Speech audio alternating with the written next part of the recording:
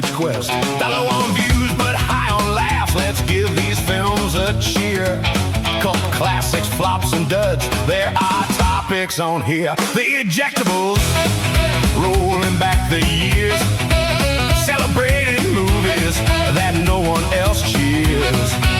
From downright bad to epic fails, we say it's all good. The Ejectables, yeah, they're misunderstood.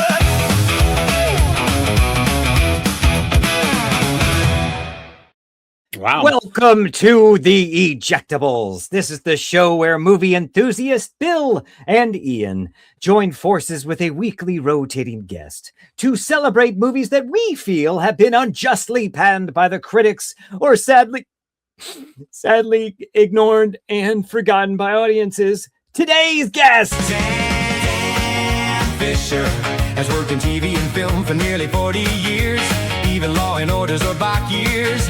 Now he's got a podcast, we know it's gonna last. It's about top 10, so kind he never pretends. Living in New York State with his wife since their first date.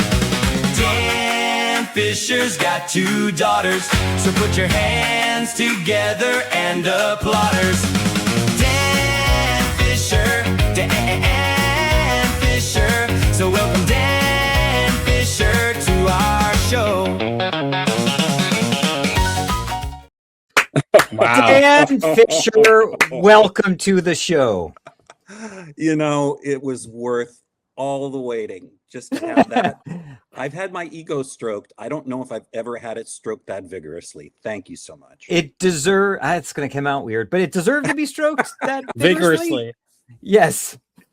Thank you for joining us, and thank you for please. being flexible with all these time changes. Thanks to Bill. Only Bill.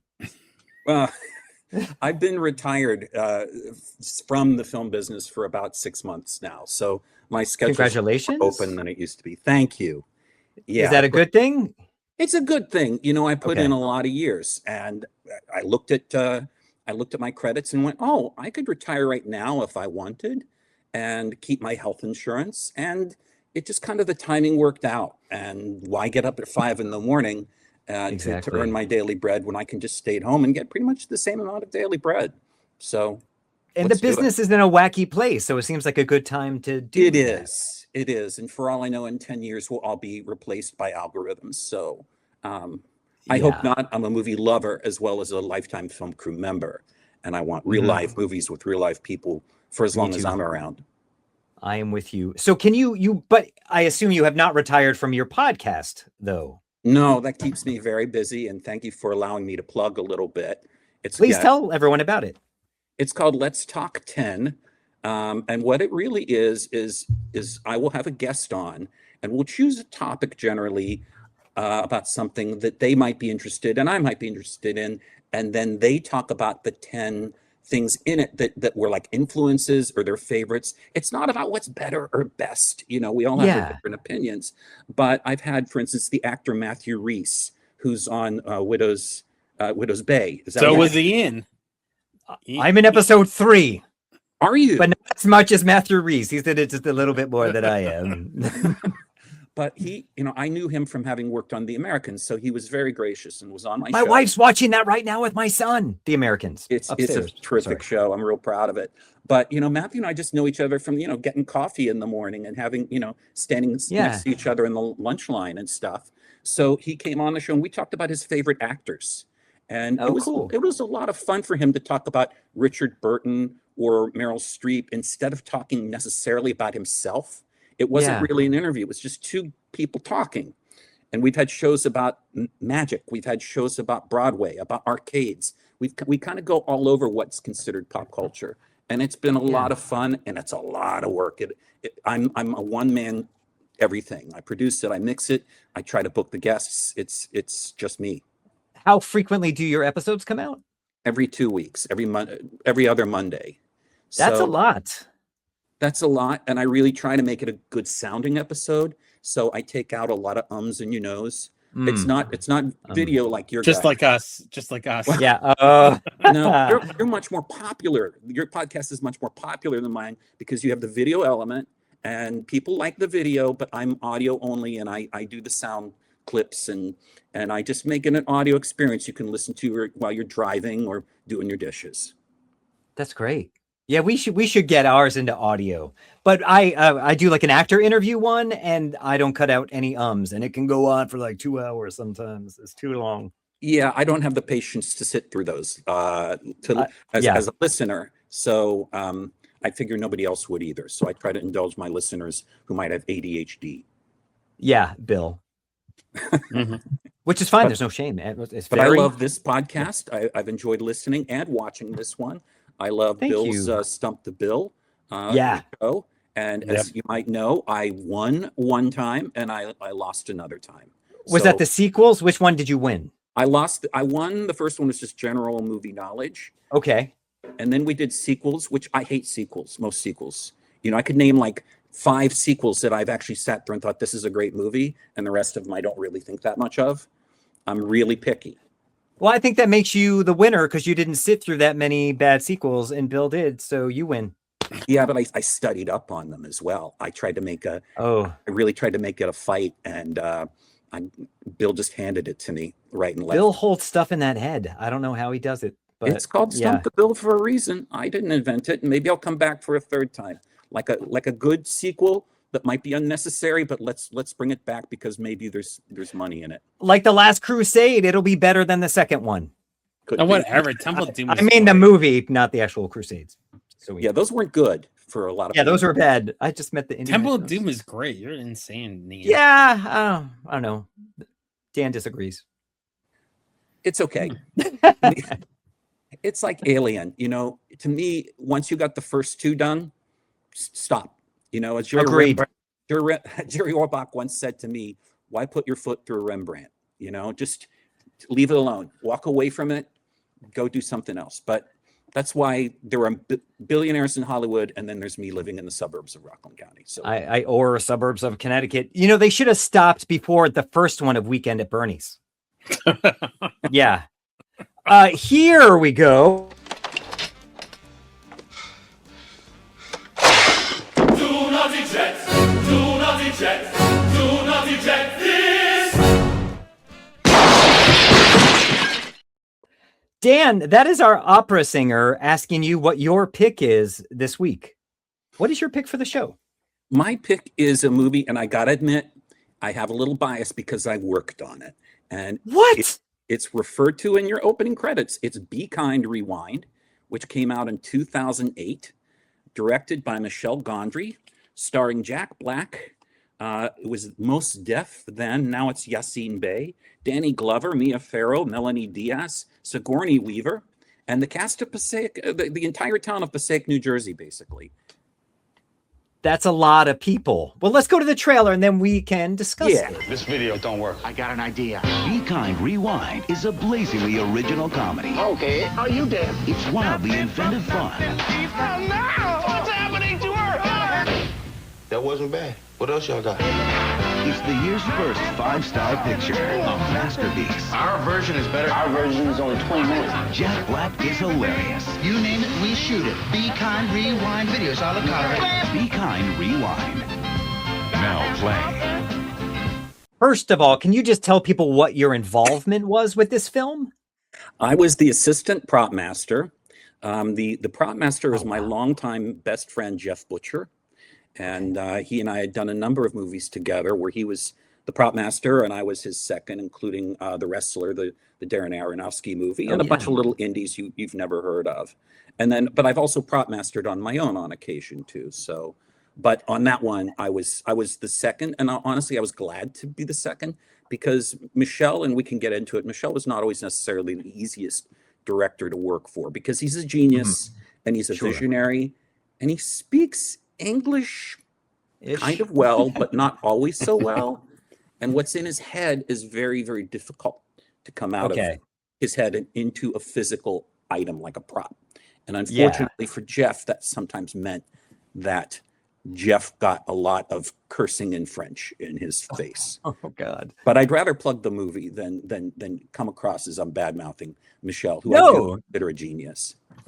I imagine, though, doing props on this, obviously, because of the communication issues, I can imagine that was challenging. But this is a prop-heavy movie. more so than I would say a lot of movies. It was, and what's interesting too, and I think it was right on, is that Michelle really wanted all the props, because if you can tell from the trailer, the movie is about, that Jack Black destroys all the videotapes in a video rental store. And some of us are old enough to remember what a video rental store was, but yes, let's go with that, right? So the Jack and his friends, including Mos Def's character, have to remake the movies on their own to be able to rent them out and keep the business going. And so the props we made for that show had to look like the stuff that people in Passaic, New Jersey would do. They couldn't look like a professional prop master made it. So Michelle insisted that everything looked like that, out of tape, duct tape, and cardboard. Tinfoil, exactly. And so as the assistant, a lot of my job was to go out shopping for things, especially at the last minute if somebody had a great visionary idea, as we're on the set. And so I would run into like a dollar store, and I would literally hear people go, "He's here again," because they knew I was going to come out with something like $300 worth of tinfoil and every orange popsicle they had in the freezer. They must have loved you. So yeah. Beyond working on it, what is it about this film that you genuinely love, and why do you think it is a perfect ejectable? And we agree with you. Thank you. I'm glad you do. Well, first of all, it is Michel Gondry, who I've been a fan of since I saw his music videos for like the White Stripes and Bjork. Oh, yeah. Which are just freaky and imaginative. But not only that, Michel makes his effects all in camera. That's his thing. And he doesn't mind if you see the strings. He doesn't mind if you see the seams. That's kind of part of what's interesting about it to him, that it has this sort of ragtag homemade feel. And the movie is, in a way, another one of those movies about people making movies.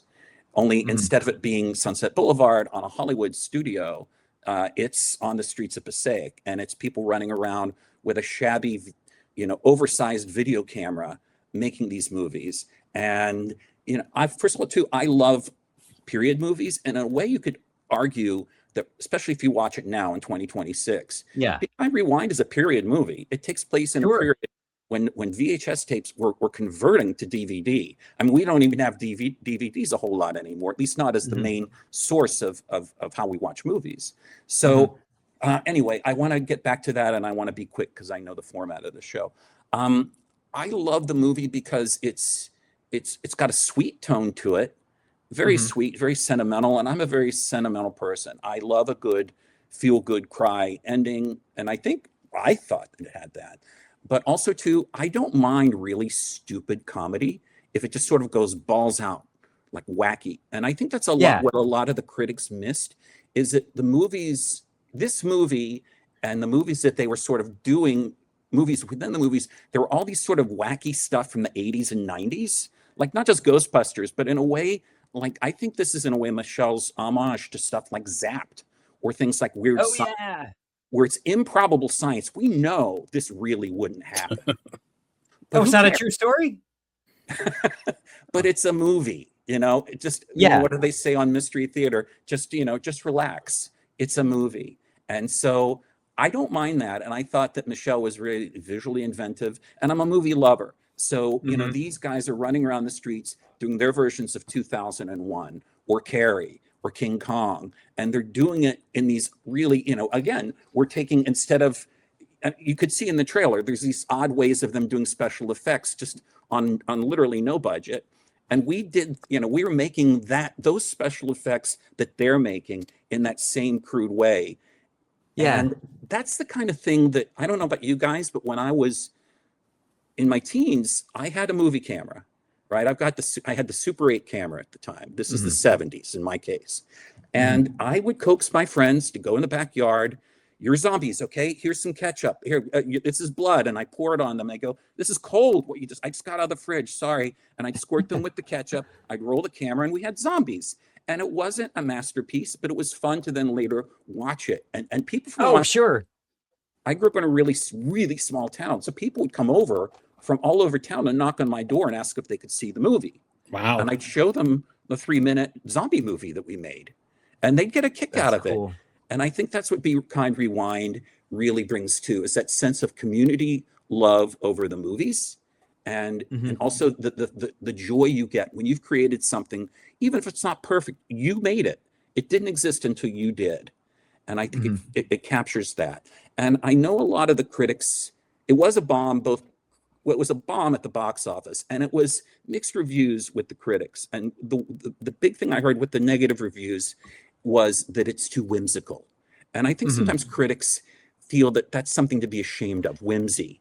It's the same way they'll rag on Paul McCartney for his post-Beatles career. Oh, he's so whimsical. But you know what? Sometimes I'm whimsical. Sometimes I just feel silly. And I don't mind if a movie is silly, if it commits and it does it in an interesting way. And I think it's an interesting movie. And at the end, the people of Passaic, and again, the people of Passaic, New Jersey, the real life people, we use them throughout the movie, not just as walking around in the background. They had speaking parts. One guy was named Irv Gooch. He was in the trailer you saw. He's the one named Wilson who has to put on a dress and pretend to be that guy in real life. He's passed away, but he owned the car repair place that's across the street from the video store. I mean, the show wrote that script after having met Irv. Oh, that's cool. And having been in Passaic, and went, I can make a movie out of this environment.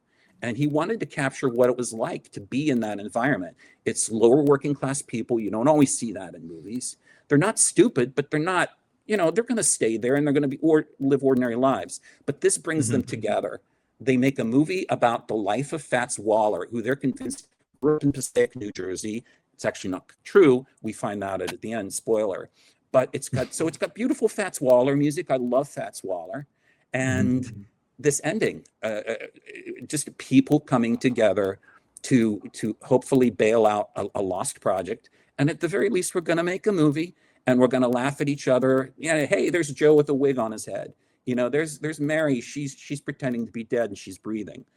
That's fun, and it's heartwarming. And I think a lot of critics they wanted Eternal Sunshine of the Mind Part 2, where it's going to be, it's whimsical, but it has to have sadness, to have depth.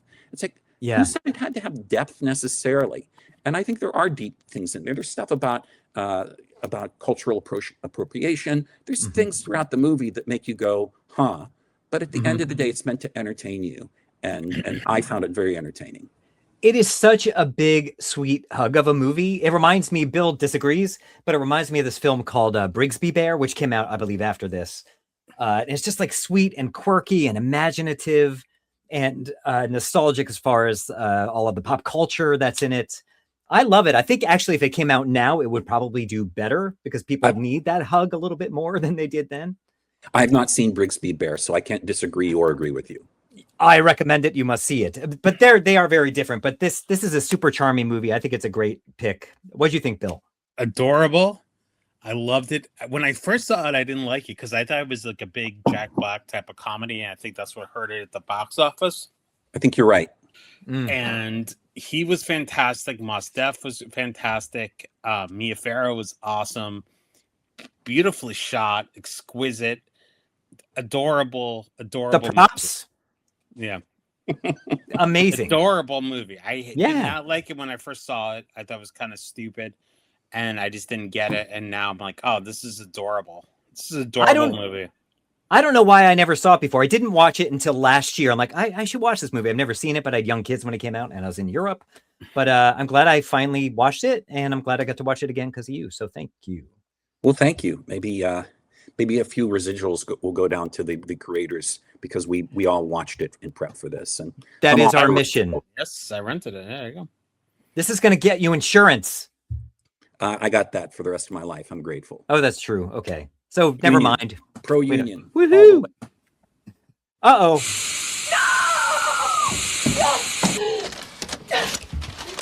Do not eject! Do not eject! Do not eject this!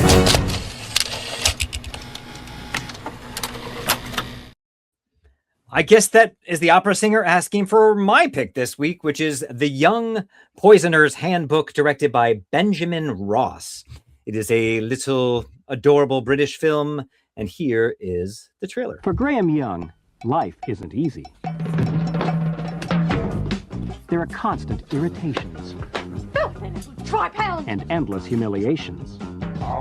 But Graham has an unusual hobby.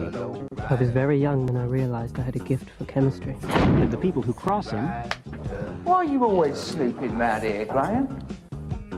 There's something about you I just don't like. And the people who get on his nerves... Fancy a date, Graham? are going to find out. Just one item that ends to get. Being on the wrong side of Graham. The effects of antimony poisoning, i.e. vomiting and severe abdominal pain, are easily confused with a whole host of intestinal disorders. Can leave a lot more than just a nasty taste in your mouth. Oh, blimey, O'Reilly, Fred, what the devil have you put in this tea? Ronald O'Keefe, the young New York accountant, succeeded in poisoning his secretary's lunchtime ham sandwiches with antimony. Because Graham is finding out the antidote to his problems. The pickle, Uncle Jack. Is pure poison to everyone else. If I had discovered my métier, I would be the greatest poisoner the world had ever seen. If I were you, I'd watch how you speak to me in future. Both of you. The Young Poisoner's Handbook. I love kind of darker films, as Bill can tell you. This is a very darkly comic film based on a true story. And I think it's really the only way to tell it, because I think otherwise sitting with these characters would be difficult. But I think it's stylish. It's very well acted. I think it's very much a throwback to the time of films that were coming out around then, like Heavenly Creatures and other Peter Jackson type movies, and Train Spotting, kind of that gritty comedic style. But I highly recommend it. What do you think, Dan? I liked it a lot. It's a hard movie to say I loved it, because sure, you are following the exploits of a psychopath. Yeah. In some ways, especially early on, believe it or not, as British as it is, it reminded me a bit of Taxi Driver. Especially there's one scene where the young man is on a date with a young woman, and he's describing these horrible car crashes and heads being ejected from the bodies. And it reminded me of like Travis Bickle and Sybil Shepherd when he takes her to the porn movie. It's like, you did not read the room, and you don't belong in this room, in fact. So I've never seen Taxi Driver. Oh, what? I know I'm gonna. It's on my list. I'm gonna see it. I'm sorry. Continue. I'd love to see your list. It's probably like the it's erratic cinema. 100 great movies you need to see or something. It is, and then I'll see all the movies no one needs to see. But I like. But go on. I'm sorry. I'm so. Oh, please, it's your slot. And I've talked a lot, but I liked it a lot. I liked the tone of it. It was a very well handled tone. I understood what the filmmaker was going for, was well cast. British movies, again, oftentimes they don't have gorgeous looking actors. They have people that look like people. Exactly. And the whole environment of the place. They really got this sort of working class British people who embrace their own ordinariness. And here's a young man that wants to go so far above ordinary that he is willing to kill people to prove how extraordinary he is. Yes. Bill, I think in real life, I'm so sorry, no. But I think in real life, the character that was based on did have like Nazi tendencies, which they barely allude to in the movie, where he talks about the final solution. I'm glad we didn't spend much time with that aspect. Yeah, that would bring down the room. But anyway, he's like Henry Ford. Oh yeah. Yeah, let's bring it down even further, Bill. Yeah, Bill. Let's go to the basement. No comment. What'd you think, Bill Narducci? I saw it in the theater when I was a young lad, and I liked it. And then I watch it now, and it's hard. He's not a sympathetic guy. I guess in real life, the guy's a creep. He's a psychopath. Yeah. Ben Yoger is awesome. He did RKO, and I'm shocked he hasn't directed more. But it's a movie of its time, like Ian. Yeah.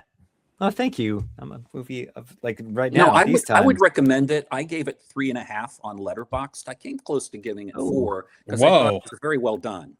I agree. Very well done, but it's another. They use that expression.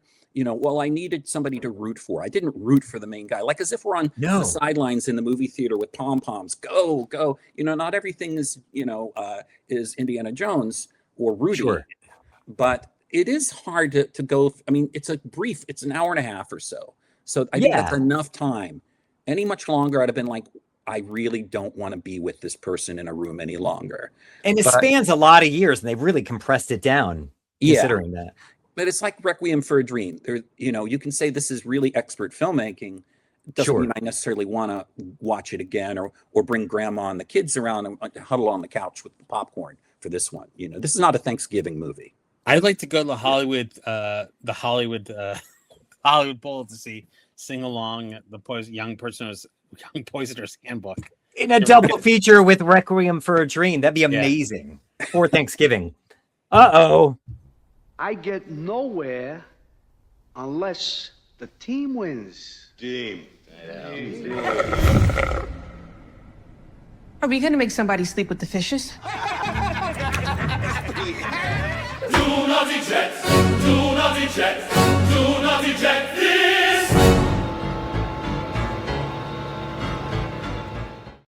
That obviously correlates to your pick, Bill. What did you pick this week?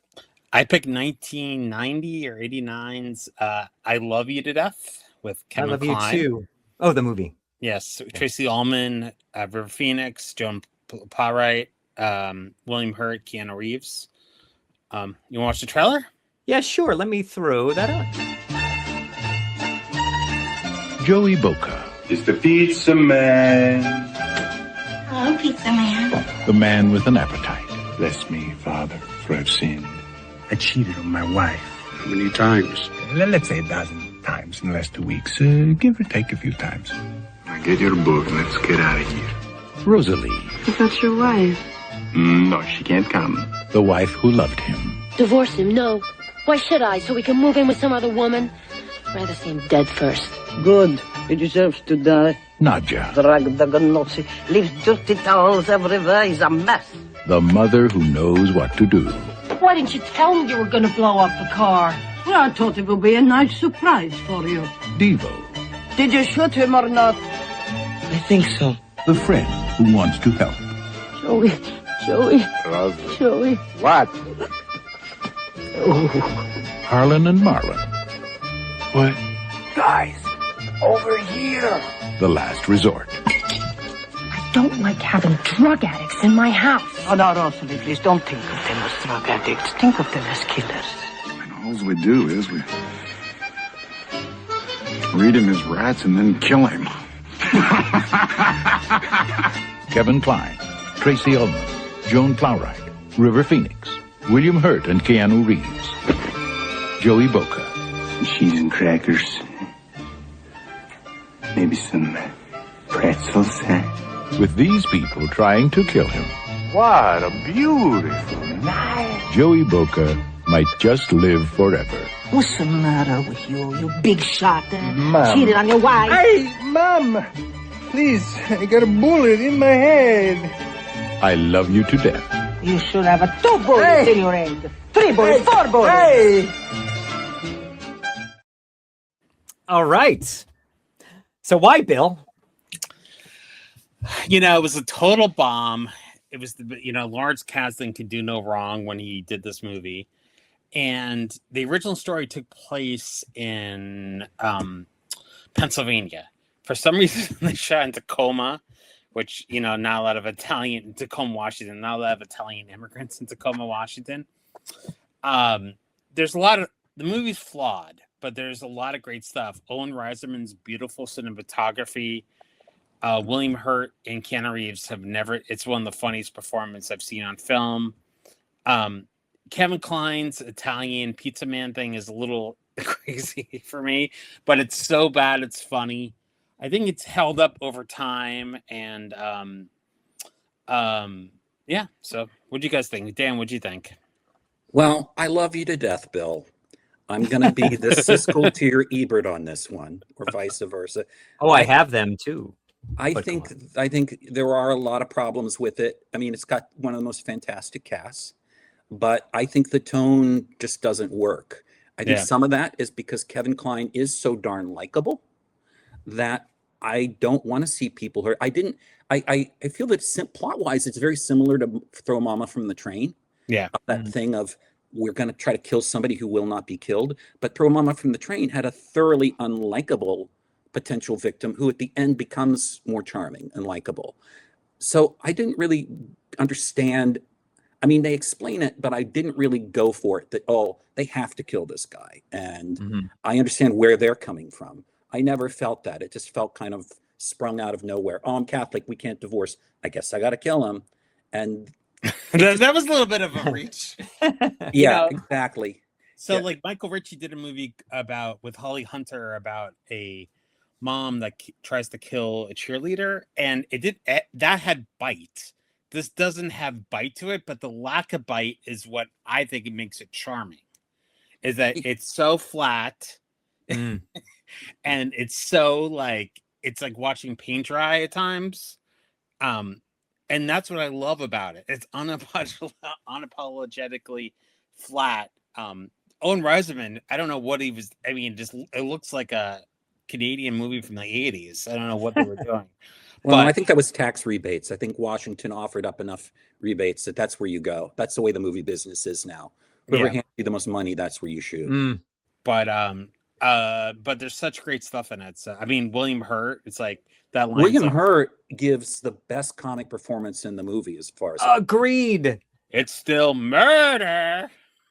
Like, I saw this at the theater when it came out, and I remember feeling like I did this time when I saw it. It just sort of like, it feels like an overlong SNL skit, and I think it is because of Kevin Kline. The cast is great. It looks nice. I guess this is the first film that Lawrence Kasdan directed that he had not written. And supposedly this is the one he has the most regrets about because he didn't trust. He loved the script, laughed out loud when he first read it. And after preview screenings, he went back and I guess people weren't liking it and he wanted a movie to be popular. So he kept on making changes and changing it up. And he said he completely weakened the film. Oh, wow. And it has no bite. Like you said, this is what Siskel and Ebert said. This one time, I agree with Siskel. Every single one of the performances, except for Klein, in my opinion, are wonderful. But the picture just bored me because the story, I don't know, it's so offbeat that it's like offbeat, it's always on the same beat. I kind of see what you mean. I didn't like Kevin Kline's performance that much either. It was kind of comic opera Italian, like you expected him to have his gondolier's hat at some point. The other performances were interesting. I saw it simply as a sort of a bad cartoon with superior performances. Folks, I have to stop and just say I had no idea they were going to play that clip before I made the Siskel and Ebert joke earlier. I know that was perfect that you had said that. I'm like, I have that coming up. Yeah. You know what I wondered too? I mean, in terms, again, tone is important. Like I've worked with a lot of directors and some really know what they want their movie to be and others just kind of go for middle of the road. And I felt like Lawrence Kasdan is not visually enough and interesting, like couldn't tell the story visually as much as coach the actors and have the dialogue be sharp, right? Whereas I think if like the Coen brothers got a hold of this story. Yes. I think that would have been in their lane because they would have found interesting visual approaches and that cartoony tone. There, it is kind of Chico Marx of Kevin Kline, and I love Kevin Kline. He's one of the best, finest human beings I've worked with as an actor. He's a wonderful person to work with. Yeah. He's the only one, though, acting really on this level in the film. I think for everyone else, they must have been like, should we be doing that? Or should we be in that? I don't know. That's what I would wonder. I don't know. But it's nice to hear that he's a good guy, though. He's fantastic. I did a movie that hardly anybody saw, maybe a future Ejectables, called The Extra Man. And he plays a sort of an aging gigolo. And he was so collaborative. He came in weeks before the movie started, and would just hang around the production office. And if he had an idea for a prop, he'd tell me, and I'd make sure to have it. So it was just like little things in his suitcase he might not even see, but he gave me the time to do that, the consideration, instead of coming up with it on set, and was just a sweet, sweet person. Always courteous. That's good to hear. I rave about him. I've worked with William Hurt, who, by the way, too, who I liked a lot, but he wasn't as popular on set, let's just say. Oh, I loved him as an actor, but... Yeah. We should do a top 10 of your favorite people and least favorite people you've worked with. Ooh, well, maybe since I'm retired, I could do that. I don't know. Yeah, you can. Because I signed a lot of NDAs throughout my career. Aren't they null and void after it comes out? Whatever. You'd be surprised. Okay, Rona Barrett. Let's test it, but on you, and I'll. Yeah, never mind. Canary in the coal mine, sure. Thank you. So, Dan, we are at the part of the show where you must pick a movie that is not your own pick as your favorite movie of this episode. But it can't be your pick. What do you choose? Of this episode? Of this episode. And we're not counting like the little montage. So I've got between three. It's between two for you. And between two for me. And again, I'm so sorry, Bill. You know, it's okay. I'll go with Young Poisoner's Handbook. I would recommend that, not to everybody, but if you do like black comedy, and if you also like just sort of these little, sort of like, who's that director, Ken Loach or whatever, those sort of working class British films that show kitchen sink kind of realism and people with bad teeth and all of that, and that sort of humor that's dry. It's very well done in that respect, and the young actor was really perfectly cast in that too. Yeah, he's good. I guess he was the kid in My Left Foot. That's what I understand. I haven't seen My Left Foot in a while, but that was a terrific movie. Look down. Sorry. Bill, what do you pick? Sorry. What do you pick as your... That was good. That's good. That's sorry. An improv background you have there going on? Yeah. The yes man. No, it's just on here. I'm stupid. Bill, what do you pick? What movie? I think I know. I think I'm picking the same one you're choosing. Yeah, Be Kind, Rewind, hands down. Be Kind, Rewind, hands down. Such a charmer, such a great pick for this episode. Show him what he wins, Bill. Beach House. You win a headshot of Ian from 1999. Yes. Well, my wife might like that. She was a big fan at the time. There's no autograph though, right? I got to go to the next Comic-Con or something. Well, you have to win the next level. So next time you come on, we'll see. Okay. Yeah. Well, when I won the Ejectables, I wound up getting a 12-pack of booze in a can, and it was actually pretty good. I'm not a drinker, but I have like once a week I'd have a booze in a can. Yeah, we don't do that stuff here. Just the fake headshot giveaway, which we don't even really do because I don't have any physical copies. Sorry. It's a non-fungible, what do they call it, token? Yeah. Of Ian Zetterling. It's an AI gift. There you go. Yeah. So we can find these movies. Young Poisoners can be found. It's included with your Prime membership if you have Prime, or you can find it free on Plex. Be Kind, Rewind, you can rent on iTunes, Prime, and YouTube, or find an old VHS or make your own version of it at home. And I Love You to Death can be found free on Roku and Howdy, whatever Howdy is. Anyway, thank you, Dan, for your time. Thank you. This was a lot of fun. It was awesome. Thank you so much for sharing your time with us and being so thanks for the awesome pick. This is the second ejectable out of what, like 100, where the pick was awesome. The guest pick were awesome. This is our 83rd episode. Yeah, he did say that to me. This is his second favorite. It's like after. It's the point of the show. Yeah. Well, if I ever come back again, I'll try to pick a movie that I didn't necessarily work on, but I've worked on a lot of stuff. No, that's fine. It's kind of cool that you have movies that got seen, but not like in like the mall. Extra Man. Extra Man. I've done a lot of things. A little movie called 8th Grade that I think's wonderful. I love that movie. That's such a good movie. Yeah.